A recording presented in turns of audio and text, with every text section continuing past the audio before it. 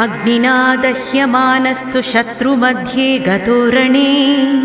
विषमे दुर्गे चैव भयार्ता शरणं गताः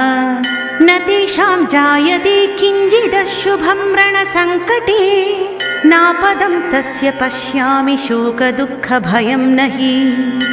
यैस्तु भक्त्या स्मृता नूनं तेषां सिद्धिः प्रजायते ये त्वां स्मरन्ति देवेशि रक्षसेता न संशयः प्रेतसंस्था तु चामुण्डा वाराही महिषासना ऐन्द्री गजसमारूढा वैष्णवी गरुडासना माहेश्वरी वृषारूढा कौमारी शिखिवाहना लक्ष्मी पद्मासना देवी